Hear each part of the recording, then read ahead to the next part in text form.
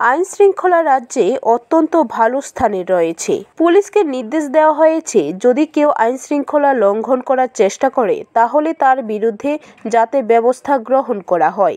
রাজ্য পুলিশের 150 বছর পূর্তি উপলক্ষে রাজধানীর প্রজ্ঞা ভবনে আয়োজিত অনুষ্ঠানে গিয়ে এ কথা বলেন মুখ্যমন্ত্রী ডক্টর মানিক সাহা। রাজধানীর প্রজ্ঞা ভবনে আয়োজিত অনুষ্ঠানে বক্তব্য রেখে বলেন, আইন শৃঙ্খলা রাজ্যে অত্যন্ত ভালো স্থানে রয়েছে বলে পুলিশকে নির্দেশ দেওয়া হয়েছে, যদি কেউ আইন শৃঙ্খলা লঙ্ঘন করার চেষ্টা করে তাহলে তার বিরুদ্ধে যাতে ব্যবস্থা গ্রহণ করা হয়। যান দুর্ঘটনা রুখতে রাজ্য পুলিশের পক্ষ থেকে বিশেষ কিছু ব্যবস্থা গ্রহণ করার জন্য নির্দেশ দেওয়া হয়েছে। কারণ যে দুর্ঘটনাগুলো সংঘটিত হচ্ছে এগুলোর মধ্যে দেখা যাচ্ছে কম বয়সী যুবকরা বেশি দুর্ঘটনায় পড়ছে। তাদের মধ্যে দুর্ঘটনার ভয় ভীতি না থাকার কারণে এই ধরনের ঘটনা সংঘটিত হচ্ছে। বিশেষ করে লক্ষ্য করা যাচ্ছে হেলমেট পরিধান না করে বাইক ও স্কুটি চালিয়ে এই দুর্ঘটনায় পড়ছে তারা। তাই এবার সিদ্ধান্ত নেওয়া হয়েছে, যারা হেলমেট পরিধান করবে না তাদের যাতে পেট্রোল দেওয়া না হয়, তার জন্য কর্তৃপক্ষদের নির্দেশ দেওয়ার। যেখানে বারবার এই বিষয়টা আমি জোরও দিই যে 28টা রাজ্যের মধ্যে নিচের দিকে আমাদের পঞ্চম স্থানে ছিল। অনেকগুলো প্যারামিটারের উপর ভিত্তি করে মানে আইন শৃঙ্খলার বিষয়ে আমি বলছি, সেখানে অল ইন্ডিয়া বেসিসে এখন আমাদের 3rd পজিশন চলে এসেছে। এবং আমি এটাও বলেছি ওনাদেরকে যে পুলিশদের এমনভাবে সাধারণ মানুষের সাথে কাজ করতে হবে, ডিসিপ্লিন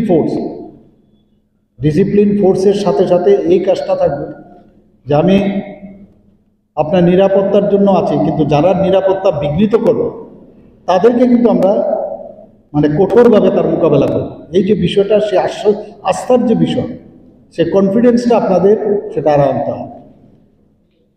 আর আপনি কি কাজ করছেন, আপনারা কি কাজ করছেন সেটা কিন্তু সবাই দেখছে।